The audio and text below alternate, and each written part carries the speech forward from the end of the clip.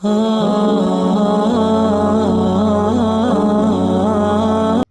افطاری کا وقت ہو جائے تو روزے دار کے لیے ضروری ہے کہ وہ اسی وقت روزہ افطار کر لے۔ یہود دیر سے روزہ افطار کرتے تھے۔ اسلام نے یہودیوں کی مخالفت کرنے کا حکم دیا اور فرمایا کہ جب افطاری کا وقت ہو جائے تو اسی وقت روزہ افطار کیا جائے۔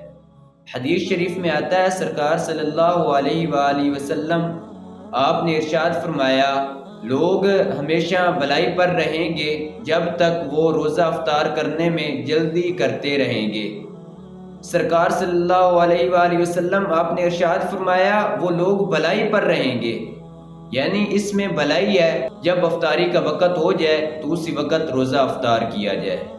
افطاری کا وقت کیا ہے، اس وقت کو بیان کرتے ہوئے سیدنا امیر المومنین حضرت عمر فاروق رضی اللہ تعالی عنہ آپ روایت فرماتے ہیں سرکار صلی اللہ علیہ وآلہ وسلم آپ نے ارشاد فرمایا کہ جب رات آ جائے اور دن چلا جائے، یعنی جب سورج غروب ہو جائے تو افطاری کا وقت ہو جاتا ہے۔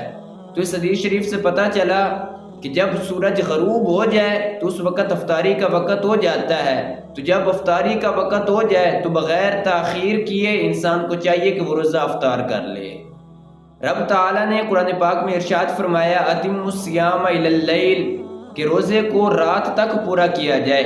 اب رات کب شروع ہوتی ہے؟ یاد رہے کہ جب سورج غروب ہوتا ہے تو اس وقت رات شروع ہو جاتی ہے۔ تو انسان کے لیے ضروری ہے کہ جب افطاری کا وقت شروع ہو جائے اسی وقت روزہ افطار کیا جائے، روزے میں تاخیر نہ کرے۔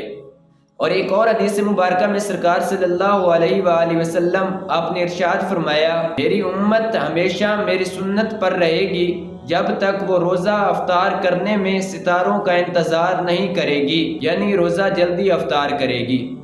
اس حدیث شریف میں سرکار صلی اللہ علیہ وآلہ وسلم آپ نے ارشاد فرمایا کہ انسان کے لیے ضروری ہے کہ وہ ستاروں کا انتظار نہ کرے کہ ستارے نکلیں گے تو پھر روزہ افطار کیا جائے، نہیں، بلکہ جب سورج غروب ہو، افطاری کا وقت ہو، اسی وقت انسان کے لیے ضروری ہے کہ وہ روزہ افطار کر لے۔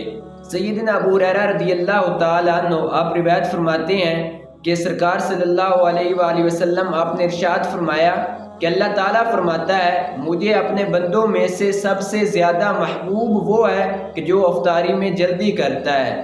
تو پتہ چلا کہ جو انسان افطاری میں جلدی کرتا ہے تو اللہ تعالیٰ بھی اس کے ساتھ محبت فرماتا ہے۔